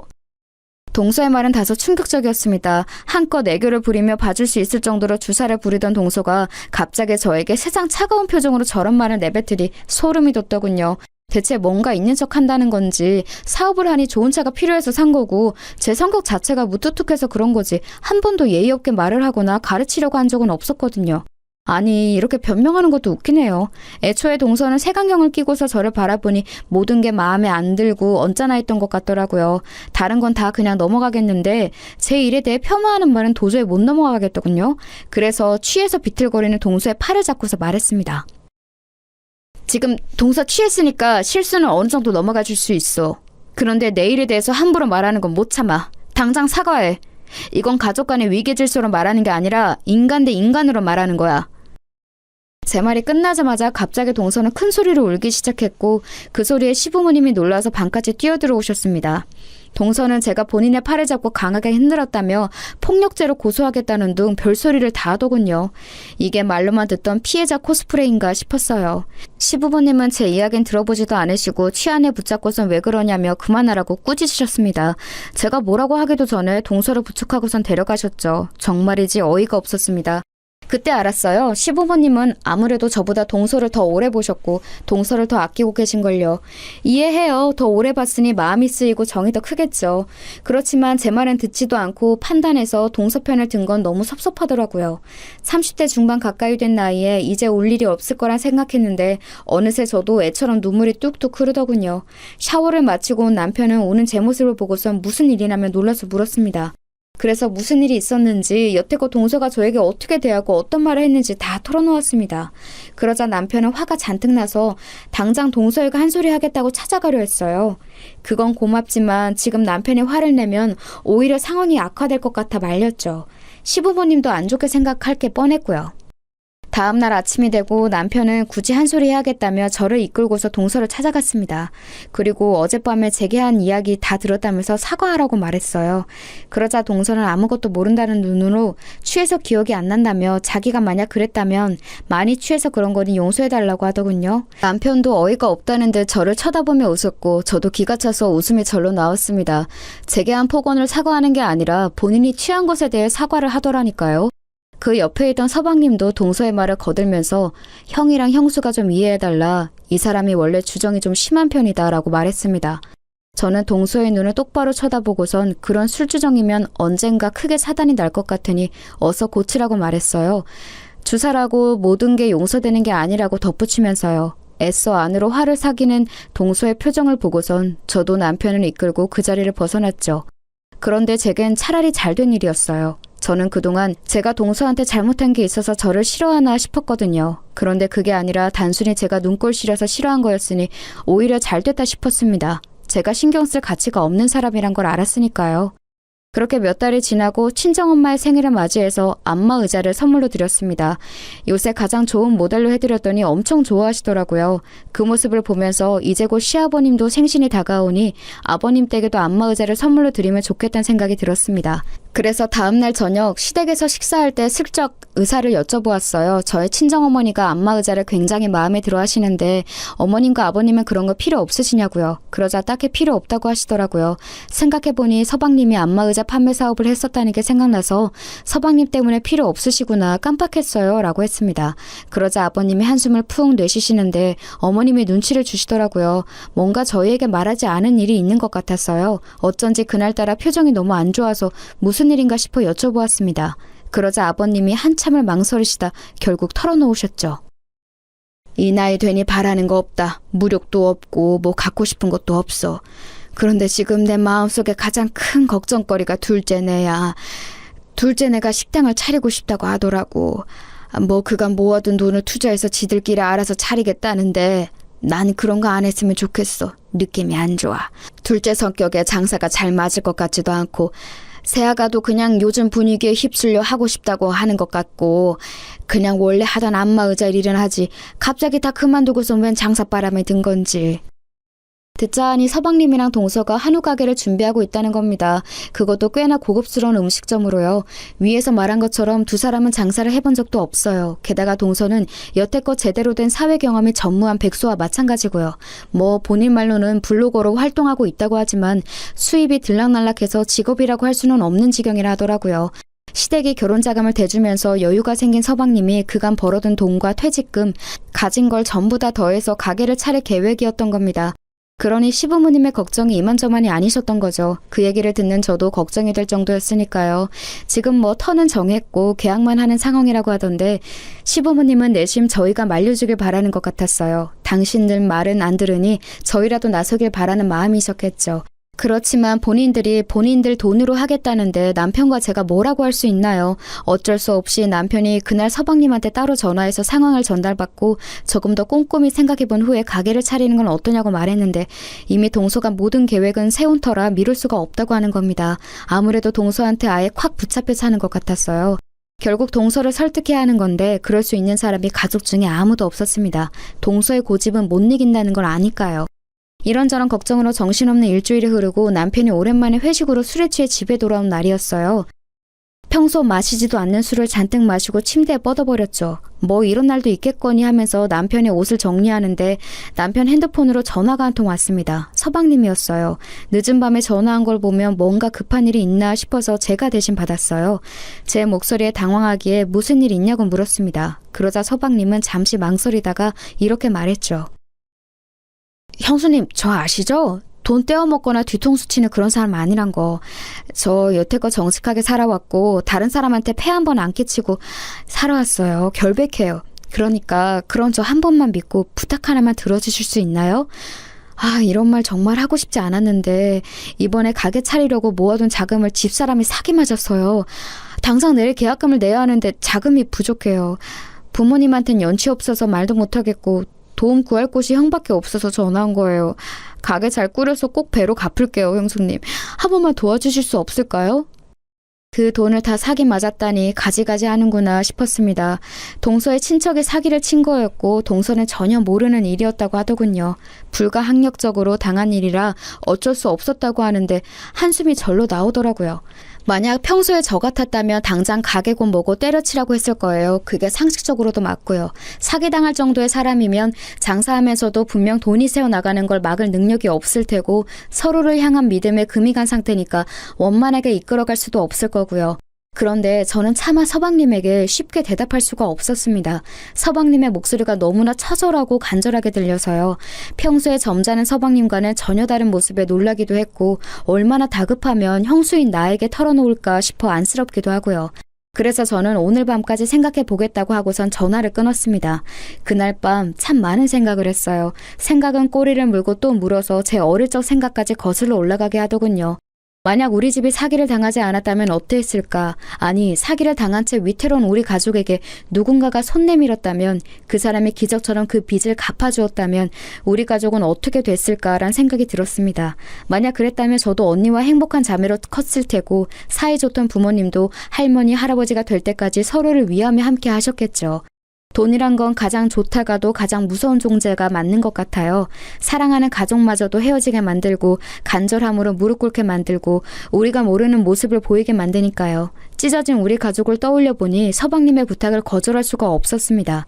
사기당한 건 한심하지만 일부러 그런 것도 아닐 테고 동서도 상심이 클 거라 생각했어요. 이 일로 두 사람이 헤어지게 된다면 분명 저와 같은 후회를 하게 될지도 모르죠. 그 생각까지 하게 되니 결국 전 그 부탁을 들어주기로 했습니다. 물론 제게도 다소 무리한 금액이었지만 아예 불가능한 건 아니었거든요. 저는 곧바로 서방님께 전화해서 알겠다고 답한 뒤 대신 형과 동서에게는 비밀로 해달라고 했습니다. 남편이 알면 너무나 미안해하면서 분명 가게를 접으라고 말하게 뻔했고 동서가 알면 그 자존심에 화나 죽으려고 할 테니까요. 이에 서방님은 너무나 좋아하면서 감사하다고 수십 번 인사했습니다. 제 돈이니 우선 가게 명의는 제 이름으로 하겠다고 말하더군요. 자기가 사장이 아니라 매니저로서 고용된 거로 하고 꼭 성공시키겠다고 약속했습니다. 저도 뭐 나쁠 거 없으니 알겠다고 했고요. 어쩌다 보니 비밀 사장이 된 거죠. 그렇게 서방님과 동서는 우여곡절 끝에 가게를 시작했습니다. 두 사람이 그런 장사 경험이 적으니 본인 친구 중 장사를 오래 했던 친구들을 고용해서 어찌어찌 잘 꾸려가더라고요. 물론 처음엔 크게 적자였어요. 빚은 늘어갔고 서방님의 자신감도 많이 하락한 듯 보였습니다. 그렇지만 서방님은 끈기가 있는 사람이었어요. 매일 집에 가지 않고 가게에만 틀어박혀서 보완해야 할 점을 살폈고 음식을 만들고 조합하고 다시 새롭게 리뉴얼하면서 조금씩 더 발전시켜 나갔어요. 이따금씩 남편과 함께 가게를 찾아가면 여지없이 서방님 혼자 어두운 가게에 남아 공부를 하고 있더라고요.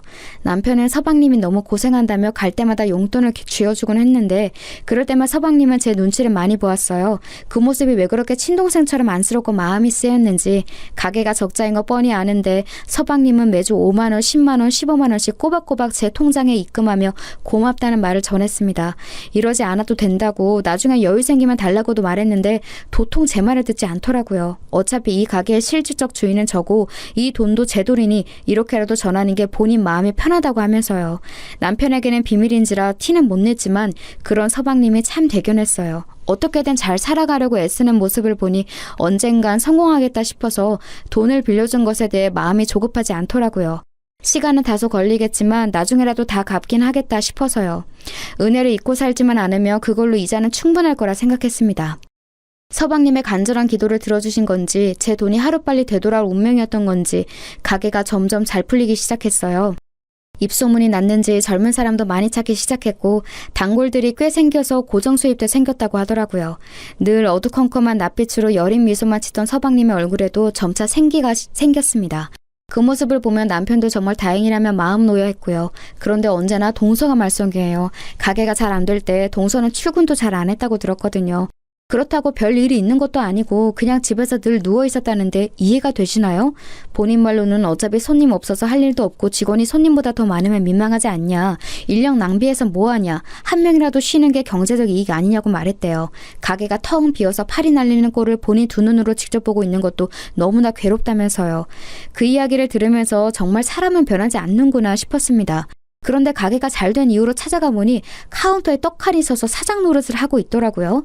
잘 웃지도 않고 별다른 인사말을 건네는 것도 아니면서 가장 쉬운 카운터 앞에만 앉아 계산일을 하는데 그러면서 본인이 마치 사장인 것처럼 직원들한테 빨리빨리 움직이라고 소리치고 서방님은 주방과 홀을 왔다 갔다 하며 땀 뻘뻘 흘리면서 일하는데 혼자 선풍기 바람 쐬는 꼴을 보아하니 정말 별꼴이더라고요. 보다 못한 남편이 동서에게 눈치를 주면서 한 명이라도 일손을 더 해야 하는 거 아니냐고 지나가듯이 말했대요. 그러자 안 그래도 직원을 더 뽑을 생각이었다며 가게가 잘 돼서 피곤해졌다는 듯이 말했다는 겁니다. 이쯤 되면 동서랑 결혼한 서방님은 무슨 생각이었는지 궁금해지더군요. 남편 말로는 둘도 우리 부부처럼 어릴 적부터 알던 사이여서 그냥 그 자체로 받아들인 채 사는 것 같다고 하더라고요. 아무리 속구친구여도 그렇지 뭐가 이상하고 뭐가 안 좋은 건지는 알고서 고쳐줘야 하는 게 아닌가 싶었지만 우린 그냥 상대하지 말자 싶어서 더 이상 말 걸지 않기로 했습니다. 그렇게 가게가 막 풀린 무렵 저는 고등학교 때부터 친했던 친구들 무리를 소집했어요. 저까지 11명이나 되는 대규모 모임이었죠. 고향 친구들이다 보니 사는 곳도 가까워서 1년에 한 번은 꼭 주기적으로 만나왔거든요. 제겐 유일한 친구들이기도 해서 슬픈 일이나 화나는 일, 기쁜 일을 소소하게 나누고 마음을 나눠주는 소중한 가족과 마찬가지인 애들이었어요. 마침 때마다 만나는 시기가 다가왔고 이번엔 어디서 모일지 이야기를 나누고 있었습니다. 한 친구가 오랜만에 고기를 먹고 싶다기에 번뜩 서방님 가게가 떠올랐어요. 그래서 우리 서방님이 소고기집을 열었다고 하고 서비스 많이 달라고 할 테니 거기서 모이는 게 어떻겠냐고 물었습니다. 그러자 다들 흔쾌히 좋다고 말하며 오랜만에 배불리 먹고 큰돈 쓸 준비하겠다고 말해주더라고요. 말이라도 얼마나 고맙던지 그 자리에서 곧바로 서방님에게 연락해 저까지 11명 예약해달라고 했어요. 그러자 서방님은 또 수화기 너머로 연신 허리를 굽혀가며 고맙다고 말했고 서비스 무조건 많이 주겠다고 호언장담을 하시더군요. 그런데 우리가 가는 날 서방님은 다른 가게 답사차 출근을 안 한다고 하더라고요. 대신에 동서가 있으니 미리 말해두겠다고 하더라고요. 그 말을 듣자마자 어쩐지 불안감이 엄습했습니다. 잠시나마 약속을 취소하고 다른 날로 잡아야 하나 싶었어요. 하지만 다시 시간 맞추는 것도 힘들고 동서도 설마 본인 가게 음식 팔아주러 가는 건데 또 그렇게 안하무인으로 굴까 싶어서 약속을 취소하지 않고 알겠다 했습니다. 그런데 그게 화근이었어요. 정해진 약속날이 되고 저와 친구들은 들뜬 마음으로 가게를 찾았습니다. 그날은 평일 낮이라 사람들이 대체로 없을 때였어요. 일부러 친구들끼리 그 시간을 맞춰간 거였고요. 오늘 이 모임에 오려고 다들 반차와 연차까지 쓴지라 다들 신난 마음을 감추지 않았어요. 제 사정을 아직 모르는 친구들은 가게에 들어서자마자 문 앞에 서 있던 동서에게 반갑게 인사를 했습니다. 그런데 동서의 표정이 영 좋지 않더라고요. 다들 왜 그러지 하는 눈빛으로 저를 쳐다보았어요. 저는 그냥 빨리 들어가라고 고개짓했고요. 사람이 한 번에 많이 들어오고 반갑게 인사까지 하니 사람이라면 물론 당황할 수도 있죠. 그런데 그렇게 표정을 구길 필요까지 있나요? 저희가 일부러 말없이 찾아온 것도 아니고 당당히 예약해서 온 건데 저도 갑자기 기분이 상했지만 애써 티내지 않으려고 했어요. 그러자 동서가 가장 마지막으로 들어오던 저를 붙잡고 말했습니다. 형님, 굳이 남편 없는 날에 이렇게 사람들 거느리고 찾아온 이유가 뭐예요? 남편 없으면 일 빨리 정리할 사람 없는 거 모르세요? 저희 정신없이 일하는 모습을 보고 설마 골탕 먹이는 거라고 생각하는 건 아니죠? 동서, 말을 왜 그렇게 해? 너무 베베꼬여서 뭐라 할 말이 없네. 그런 거 아니니까 쓸데없는 착각하지 말고 기분 좋게 받아들여. 동서는 정말이지 어쩜 저렇게 다르게 생각할까 싶어요. 호의를 호의 그대로 받아들이지 못하는 정말이지 꽈배기 같은 인간이더라고요. 친구들 앞에서 얼굴 붉히기 싫어서 애써 호쾌한 척 넘겨버렸어요. 그때 초장을 잡아놨어야 했는데 말이에요. 저희는 메뉴판을 보면서 뭘 먹을지 이런저런 의견을 나누고 있었습니다. 그런데 사람이 많으니 다소 주문 시간이 길어지게 됐어요. 이 부분은 물론 좀 그럴 수 있긴 해요. 그렇지만 5분을 넘기지는 않았고 옆 테이블에 피해가 가지 않게 저희끼리 조용히 이야기 나눴거든요. 그런데 동서가 저 멀리서 저희를 째려보고 있더라고요. 그마저도 제 친구가 말해줘서 알았어요. 야, 네 동서 지금 우리 노래 보고 있는 거 아니야? 나 지금 얼굴 뚫어지는 줄 알았어. 저 정도면 뭔 악감정이 있는 거 아니야? 너 뭐 잘못했냐? 이젠 친구들도 알 정도니 저도 눈치가 보이더라고요. 대충 메뉴를 통일하고 얼른 주문해야겠다 싶었는데 그 순간 동서가 저에게 다가왔습니다. 그리고 평생 잊을 수 없는 그 말을 제기했죠. 형님, 지금 가게에 전세 낸 건가요? 아까부터 계속 그 테이블만 바라보고 있는 거 뻔히 알면서 이래놓고 주문 안 할 생각은 아니시죠? 아니, 그러고 보니 돈은 있어요? 저희 메뉴 다 값 나가는 건데 이렇게 꼼지락댈 거면 그냥 점심 특선이나 먹고 빨리 가세요. 지금 그 테이블 기다리느라 아무것도 못하고 서 있는 거 솔직히 시간 아깝거든요. 동서의 말에 한순간 가게 안에 찬물을 끼워준 듯 모든 테이블이 조용해졌습니다. 저는 뇌가 멈춰버린 듯 무슨 말을 해야 할지 몰랐어요. 친구들이 놀라서 저를 바라보니 그제야 정신이 들더군요. 지금 이 상황에서 싸우며 가게 소문만 안 좋게 날 것 같고 그렇다고 그냥 넘기는 것도 도저히 못하겠더라고요. 그래서 생각해낸 게 메뉴는 손님이 정해야지 직원 주제에 그렇게 함부로 떠들어도 돼요? 됐고 여기 꽃등심으로 20인분 주세요. 오늘은 내가 살게 얘들아. 오랜만에 골든벨 울리지 뭐. 그래지. 얘 여기서 돈 제일 잘 버는 패션몰 사장님인데 우리도 얻어먹어보자. 가게 서비스가 엉망이라서 당장이라도 나가고 싶은 거 꾹 참을 테니까 여기 음식이라도 잘 주세요 아주머니. 제 의도를 알아차린 친구 한 명이 곧바로 저를 지원사격해줘서 속이 뻥 뚫리는 기분이었어요. 저와 제 친구 말에 동서의 표정은 곧바로 어두워졌고 친구들은 그 자리에서 크게 박장대소했죠. 동서는 또다시 카운터로 돌아갔고 다른 직원들에 의해 아주 거하게 대접받았습니다. 서비스를 많이 주겠다는 서방님의 말은 사실이었는지 뭔 별의별 음식이 줄기차게 나오더군요. 큰돈 써서 속이 좀 쓰리긴 했지만 그보다 더 많은 걸 대접받아서 기분은 좋았습니다. 친구들에게 이렇게 쓴 것도 처음이니 그거대로 유의미하다고 생각했고요. 식사를 다 마친 뒤 친구들을 가게 밖으로 내보내고 저는 동서에게 카드를 내밀었습니다. 동서는 저를 보고 비웃음조로 이렇게 말하더군요. 저희 가게 생각해서 찾아와 주신 거 감사해요 형님. 덕분에 형님이 크게 쏘신 돈 제 주머니 안으로 잘 들어왔어요. 잘 쓸게요. 다음부터는 굳이 안 찾아와 주셔도 되고요. 네 주머니라고? 뭔가 착각한 거 아니야? 내 주머니겠지. 뭔 소리예요 그게? 동서 사기당해서 가게 자금 다 날렸다며? 그건 메꿔준 게 나야. 네 말처럼 시장에서 내복 판 돈으로 도와준 건데 어때? 그래서 이 가게는 내 명의로 되어 있고 정확히 말하면 내가 사장이고 여기 모든 돈은 내 돈이란 뜻이지.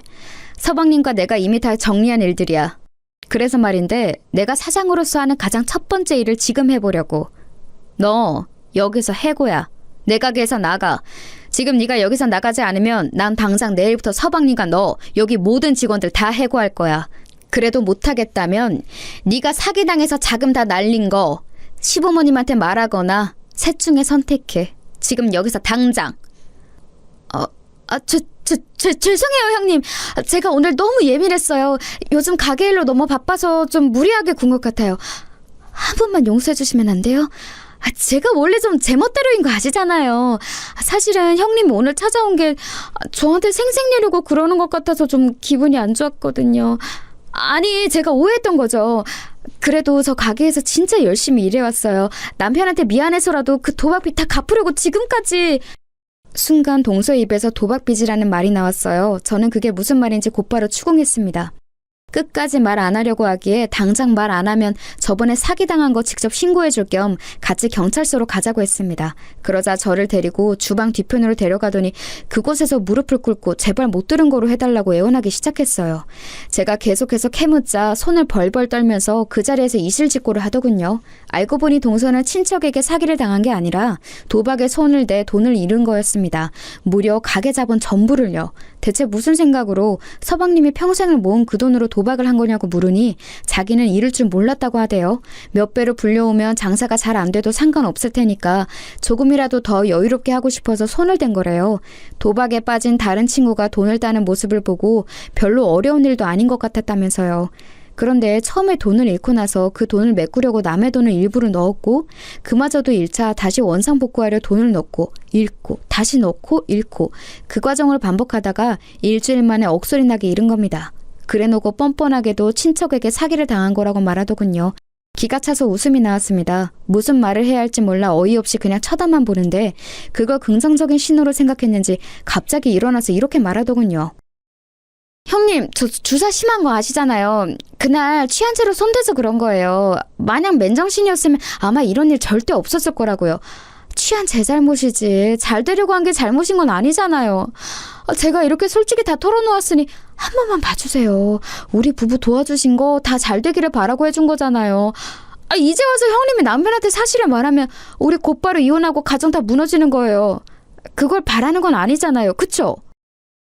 어떻게 그렇게 교묘하게 제 약점을 건드리는 건지 가정이 무너진다는 말에 저는 또다시 제 가족이 생각나서 멈칫했습니다. 하지만 더 이상 그 말을 제 약점으로 두기 싫었어요. 가정이 무너지는 건 가슴 아픈 일이지만 때로는 무너져야 더 견고한 성을 쌓을 수 있기도 하니까요. 이건 제가 무너뜨리는 모내성이 아니라 언젠가는 무너져야 할 성이란 생각이 들었습니다. 저는 그 자리에서 빠져나와 동서를 안에 두고 문을 닫아버렸습니다. 그리고 곧바로 서방님에게 전화를 걸었어요. 서방님이 받자마자 저는 동서가 한 말 전부를 고스란히 전했죠. 밖에 있는 동서가 이 얘기를 듣고 미친 듯이 문을 두드렸지만 저는 있는 힘껏 막았습니다. 더 이상 이 사람을 가족으로 받아들여선 안 되고 이문처럼 선을 그어야 한다는 생각으로 완강했거든요. 이 모든 이야기를 전해들은 서방님은 놀란 듯 잠깐 동안 말이 없다가 알겠다고 전화를 끊었죠. 저는 그 후에야 문을 열어주었고 동서는 미친 듯이 제 옷을 잡고 흔들면서 욕설을 퍼부었어요. 전 남은 힘을 끌어모아 동서의 뺨을 때렸습니다. 너 같은 인간이랑 함께 할 바엔 차라리 무너지는 게 나아. 서방님은 혼자서 다시 일어설 수 있는 사람이니까. 난 네가 말한 그딴 쓸데없는 걱정 안 해. 그리고 이제 가족도 뭣도 아닌 남이니까 마지막으로 충고할게. 그 망할 주사 고쳐. 이미 이사단이 났지만. 그 말을 하고선 저는 고래고래 소리를 지르는 동서를 두고서 가게를 빠져나왔습니다. 그 후의 일은 굳이 말하지 않아도 대충 짐작이 가실 거예요.